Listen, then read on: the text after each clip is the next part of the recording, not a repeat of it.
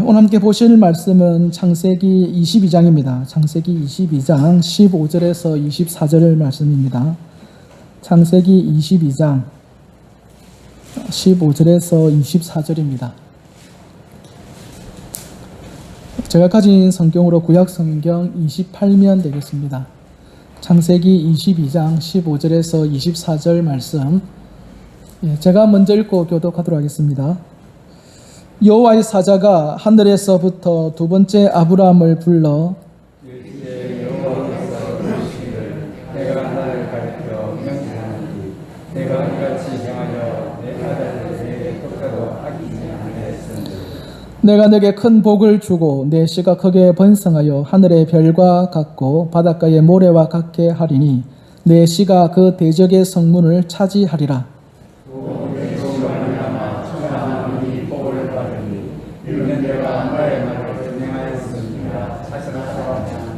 이에 아브라함이 그의 종들에게로 돌아가서 함께 떠나 브엘세바에 이르러 거기 거주하였더라. 이 일후에 어떤 사람이 아브라함에게 이르되 우리가 당신의 형제 나홀에게 자녀를 낳았다. 그의 맏아들은 우스요 우스의 형제는 부스와 아람의 아버지 그무엘과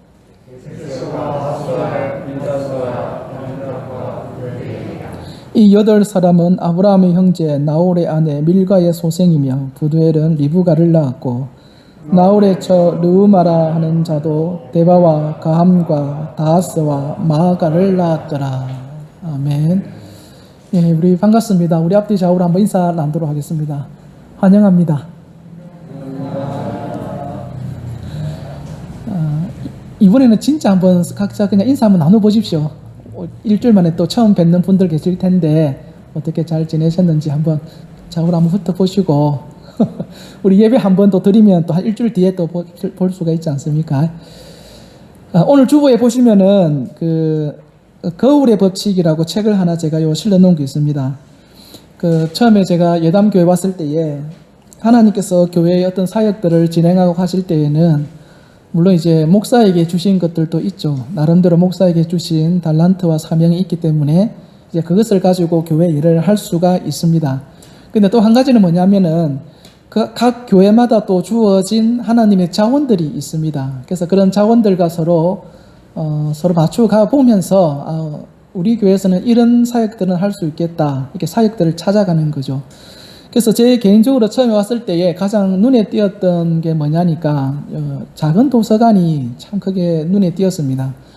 그래서 이 작은 도서관이 일단 좀 도서관이긴 한데 이것 가지고 어떤 사역을 할 수 있지 않을까 나름 굉장히 좀 고민을 하면서 이것저것 또 여러 가지 방법들을 찾아가고 있었습니다. 그래서 일단은 아주 작은 거긴 하지만 그 주보에 매번 이제 책에 대한 소개를 좀 올려보자 해서 지금 올리고 있습니다. 그래서 신앙 서적도 있지만은 또 신앙 서적 아닌 것들도 있는데 중요한 거는 뭐냐면은 어떤 책이 주어지든지 그것을 성경의 관점으로 신앙의 관점으로 그것을 우리가 이해하고 받아들이는 훈련들이 있으면은 뭐 어떤 책을 보더라도 그 속에서 우리가 교훈을 발견하고 우리 삶 가운데 또 잘 적용할 수 있지 않겠나 이제 그런 생각 속에서 좀 다양한 책들을 올리고 있습니다. 그래서 조금 더 여유가 되면은 저희가 마음이 여유가 되면은 아마 이 독서 모임이라도 교회 내에서 혹시 마음에 맞는 분들끼리 그런 모임을 만들어서 한번 운영해봐도 괜찮겠다. 그냥 단순히 책을 읽고 마는 게 아니라 실전 독서라고 하죠. 그 책 속에서 우리가 실천할 수 있는 그런 것들을 실제로 실천하면서 변화를 만들어가는 그런 실천 독서 모임도 한번 교회에서 운영해봐도 서로에게 참 도움이 되겠다라는 생각이 듭니다. 특별히 오늘 이제 이 거울의 법칙이라는 책을 한번 올리게 됐는데 이거 이제 노구치 요시노리라고 해서 일본 작가가 적은 책입니다.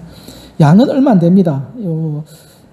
200페이지 채 안 될 거예요. 100몇 페이지 되는 책인데 제가 한번 읽어보니까 한 1시간 정도 하니까 다 읽겠더라고요.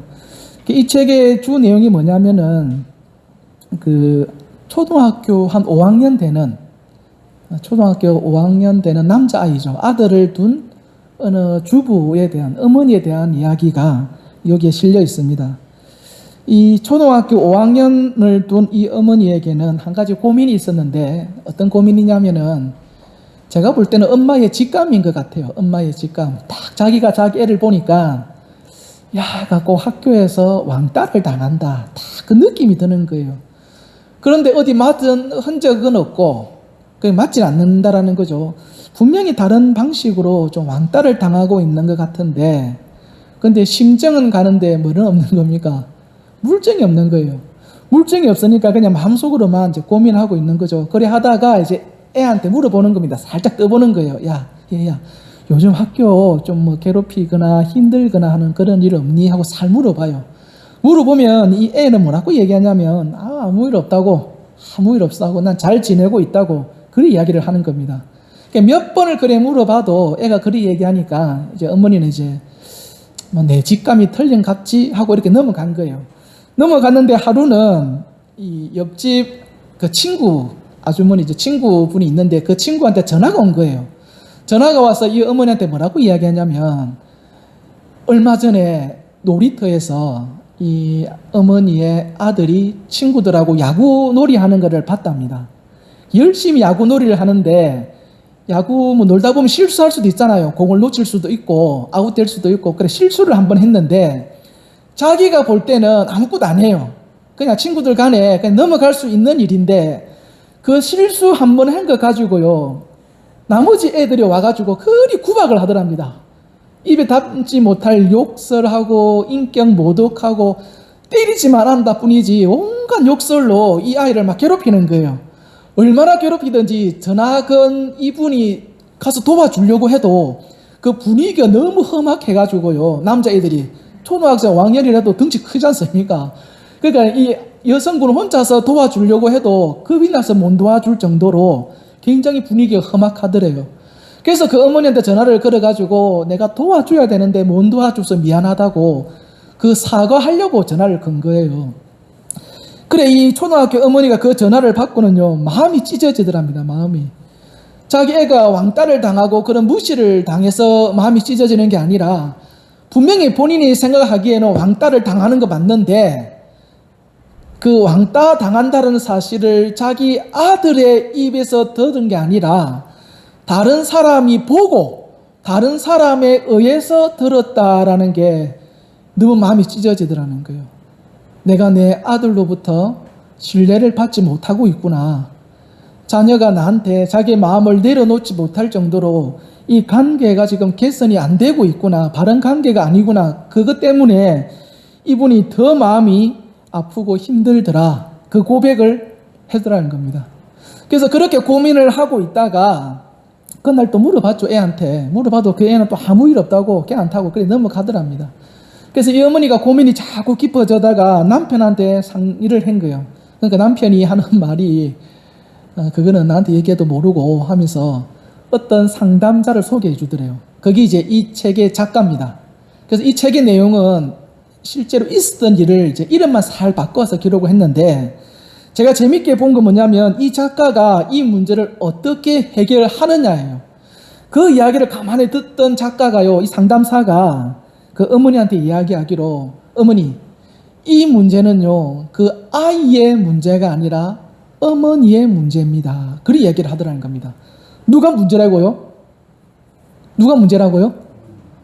어머니가 문제. 설교하다가 제 혼자 막 얘기하다 보면 재미나긴 그렇고, 하여튼 한번 제가 여쭤보는 겁니다. 여러분들이 그렇다라는 게 아니고 그냥 서로 좀 대화가 오고 가고 하면은 뭐 얼마 안 되는 숫자니까 더 설교를 잘 전달할 수 있을까 싶어서 한번 여쭤보는 겁니다. 그래서 그 뭐라냐면 그 애가 문제가 아니고 어머니가 문제입니다. 이런 얘기를 하더라는 거예요. 그래서 이 어머니가 당황을 해가지고 아니 그게 무슨 말이냐고 왜 그게 내 문제가 되느냐 그렇게 얘기를 물어봤더랍니다. 그러니까 이 상담사가 하는 이야기가 뭐냐면은 아까 책 제목이 뭐라고 했습니까?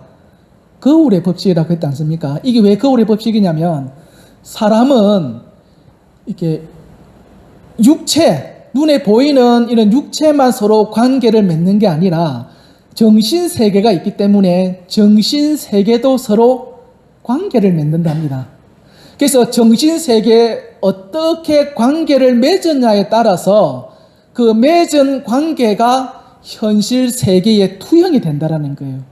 그러니까 현실 세계라는 것은 나의 정신 세계를 비추는 뭐가 되는 겁니까?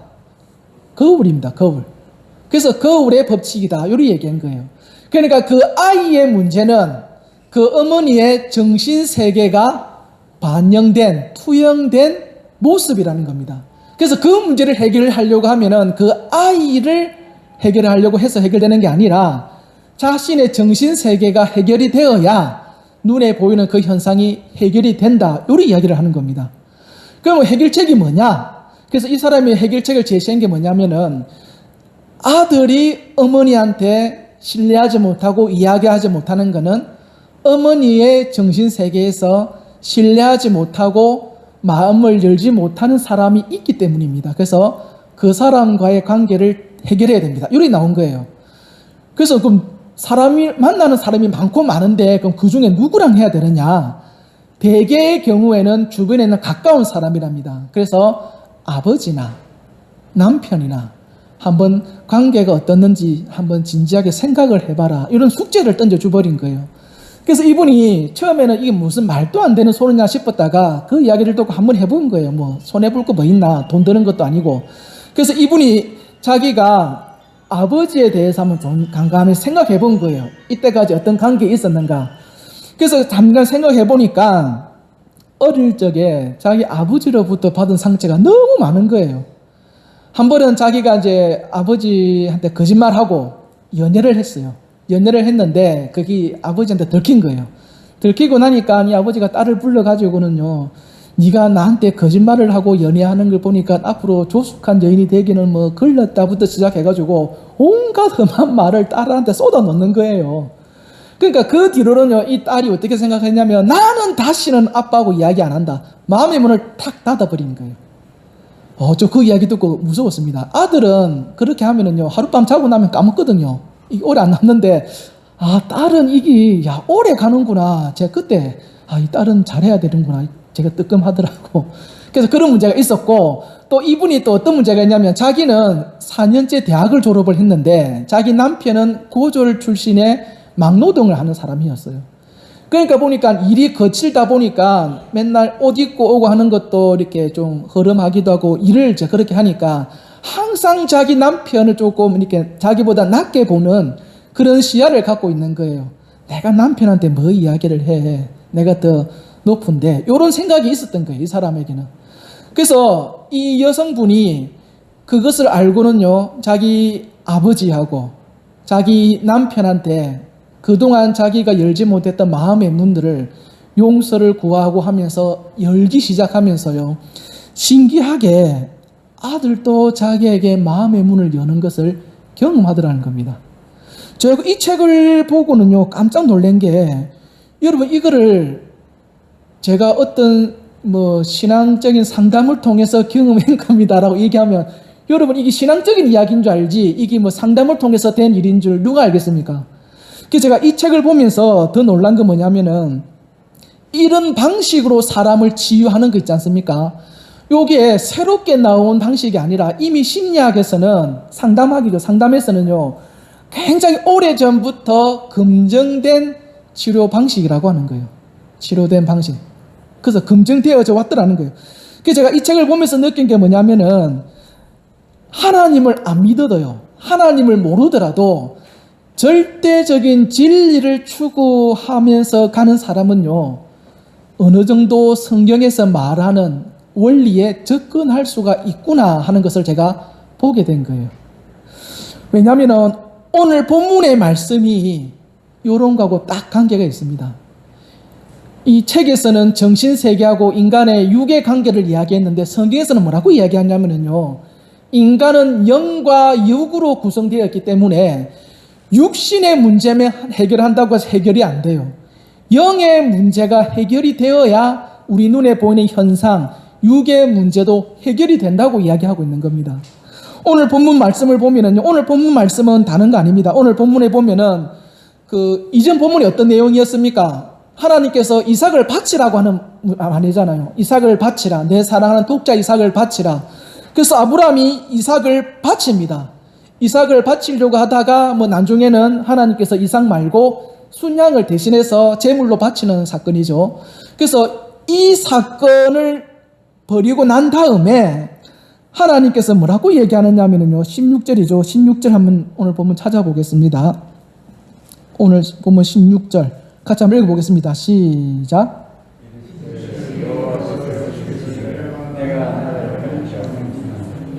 이같이 행하여 내 아들 내 독자도 아끼지 아니하였은즉 17절입니다.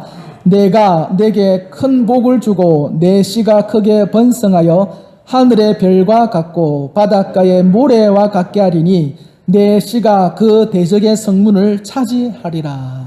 아멘. 여러분 보십시오. 지금 아브라함은요, 하나님 앞에 자신의 신앙을 테스트 받았습니다. 그리고 그 검증 작업을 성공적으로 통과를 했어요.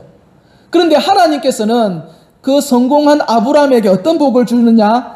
자녀에 대한 복을 주십니다. 너의 후사가, 너의 자손이 복을 받을 것이다. 이거 좀 이해가 되십니까? 아브라함이 한 건 다른 거 없습니다. 그냥 하나님의 시험을, 믿음을 검증받은 거 말고는 없어요. 근데 검증을 받고 났는데 하나님께서 주신 복은 뭐냐면 자손에 대한 복을 주시더라는 거예요. 우리가 자녀를 키울 때에 어떻게 키우려고 합니까?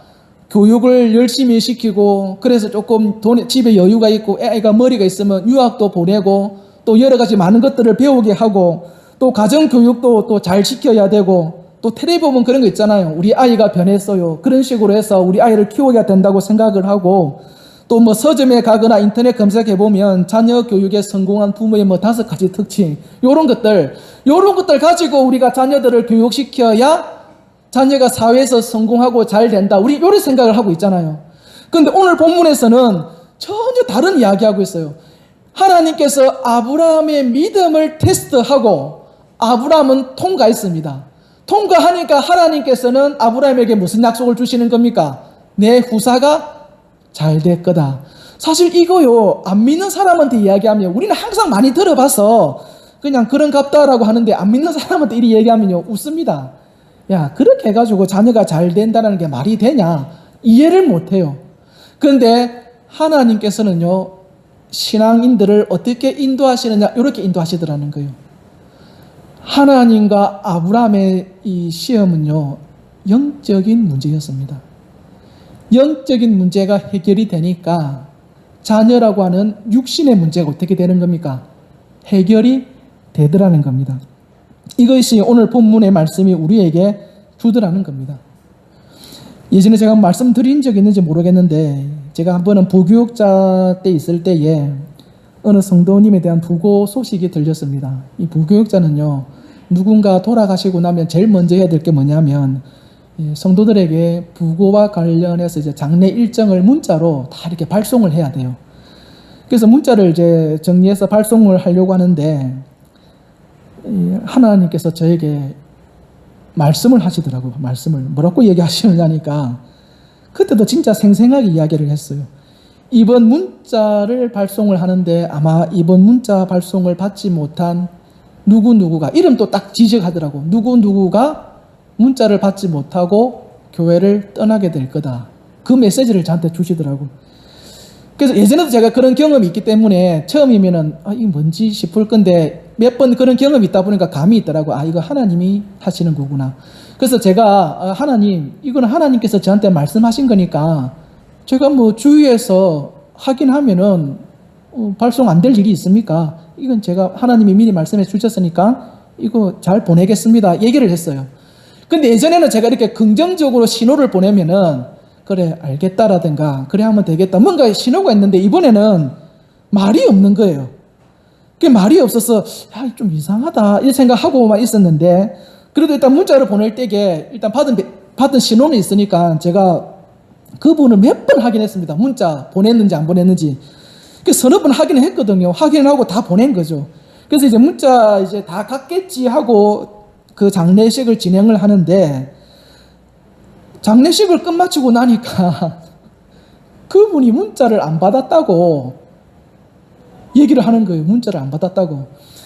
그래가 담임 목사님은 놀래가지고 저한테 와가지고 몇 번이나 저한테 제가 저도 이제 할 말은 있는 거죠. 왜냐하면 문자 보낸 흔적이 있으니까. 그러니까 목사님, 이거 문자 발송한 거 여기 있지 않냐고 이제 보여드렸어요. 그러니까 목사님 또 있으니까 더 이상 얘기를 안 하시더라고.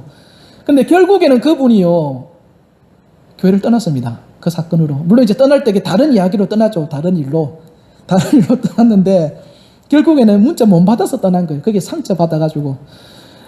그래서 제가 혼자서 사무실에 혼자 앉아가지고 곰곰이 생각을 해봤습니다. 이상하다. 분명히 내 보냈고 그분이 거짓말 하실 분은 아니고 그 문자가 안 갔다라는 건데, 그럼 통신장애 때문인가? 그러면 왜 그분한테만 통신장애가 일어났을까? 별의별 생각을 제가 다 했어요. 그래가지고 한참을 생각하다가 원인을 발견한 겁니다. 원인이 뭐냐니까, 이분이 몇 개월 전에 핸드폰을 바꿨어요. 핸드폰을 바꾸면 전화번호도 바꾸잖아요. 그래서 제가 그 바뀐 전화번호를 제 폰에 등록을 했습니다. 여기까지는 잘했어요. 등록을 했는데 문제는 뭐냐면은, 저희 집 애가 폰을 사용하다가 좀 고장이 났는가, 제가 그걸 수리한다고 제 계정으로 한번 거기에 로그인을 한 적이 있어요. 로그인을 하면 어떻게 되냐면은, 보통 우리가 갖고 있는 핸드폰의 연락처는요, 각 통신사 인터넷망에 올라가 있거든요. 그래서 새롭게 계정을 로그인 하면은 그게 자동으로 다운이 됩니다. 그 연락처가. 그러니까 제 폰에는 그분의 새로운 연락처가 들어가 있는데, 통신사에 있는 그 클라우드에는 예전 연락처가 있는 거예요. 그게 저도 모르는 사이에 자동으로 거기에 깔려버린 거니까, 제가 아무리 문자를 보내도 예전 폰으로 가는 거지 새 폰으로 연락이 안 간 거예요. 그러니까 제가 그 사건을 겪으면서 든 생각이 뭐냐면은, 하나님께서 작정을 하면은요, 인간이 그걸 바꾸려고 해도요, 바꿀 수가 없습니다. 우리의 영의 문제가 꼬여버리면은요, 우리가 이성적으로, 육신적으로 아무리 그것을 해결하려고 해도요, 해결이 안 됩니다. 영과 육은 서로 영향을 주고받지만은 아무래도요, 영이 육을 이기게 되어 있습니다. 못 이기더라는 거예요. 우리 성경 말씀 한 번 더 찾아보겠습니다. 이사야 44장입니다. 이사야 44장 28절. 이거 한 번만 더 잡고 마치도록 하겠습니다. 이사야 44장 28절. 이사야 44장 28절 말씀입니다. 이사야 44장 28절 말씀. 이사야 44장 28절 말씀입니다. 이사야 44장 28절 말씀 같이 한번 읽어보겠습니다. 시작.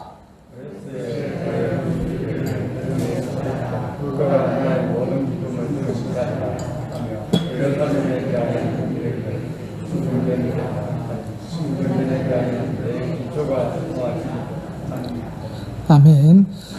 요 이사야 선지자가 기록한 본문인데요, 이사야 시대는 어떤 시대냐면은, 이 이스라엘이 남과 북으로 나뉘어져 가지고 우상 숭배가 극심하던 시대였습니다. 그리고 정치적으로는 어떤 문제가 있냐면은, 주변 강대국들, 애굽이라든가 아수르라든가 바벨론이라든가 이런 나라들이 점점 부상하면서 이스라엘을 위협하는 그런 시대였습니다. 그래서 그 당시에 많은 사람들이 편이 갈려졌어요.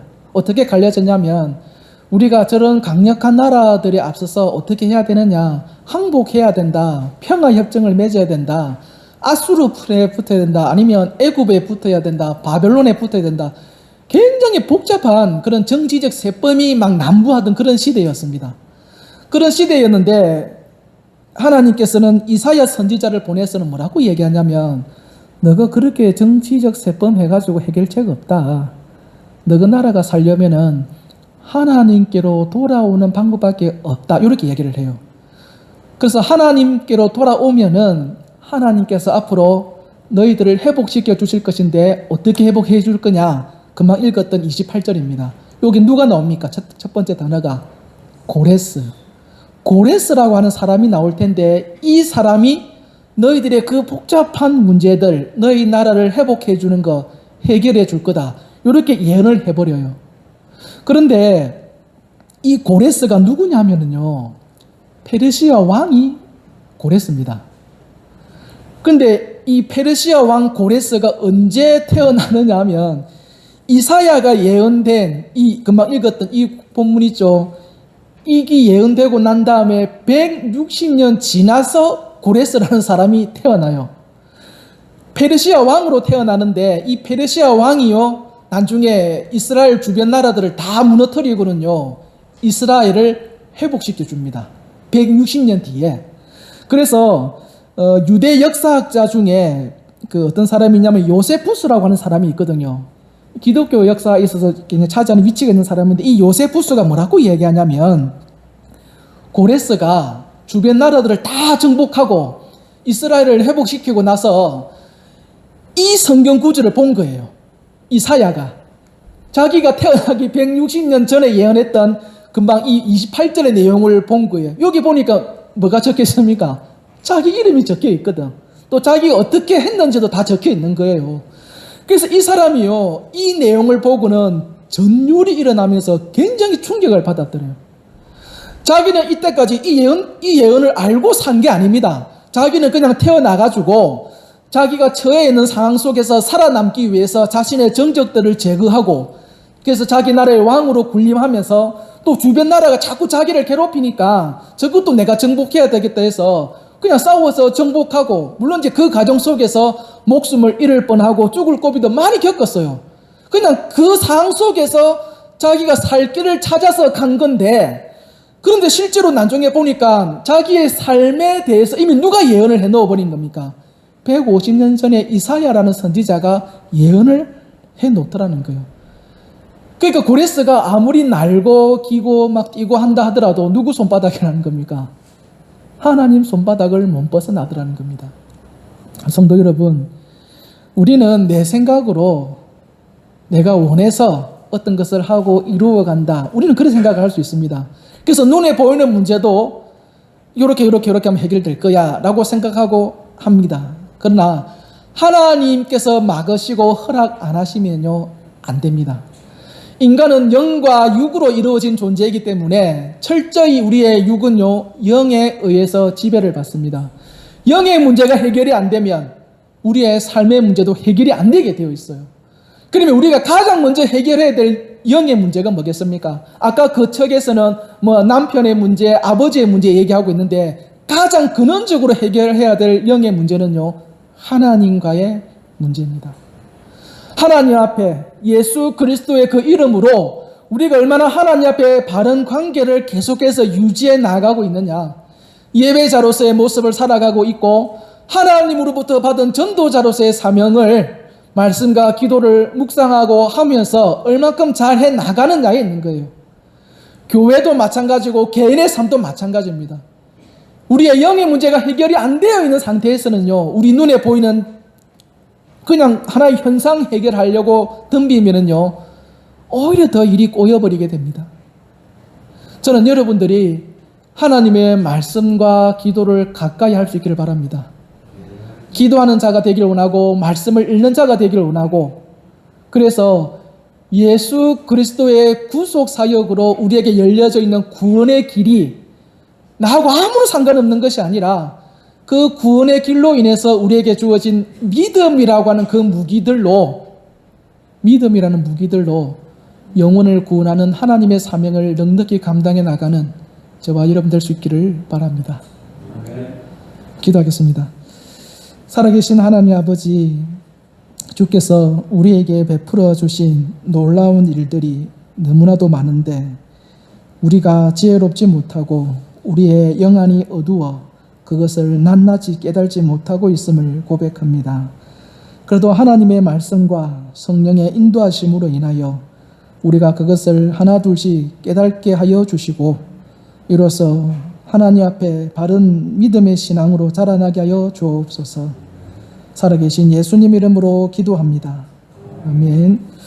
이제는 우리 주 예수 그리스도의 은혜와 하나님 아버지의 크신 사랑과 성령의 교통하심이 오늘 이 자리에 참석한 모든 사람들 머리 위에 지금부터 영원토록 함께 있을지어다.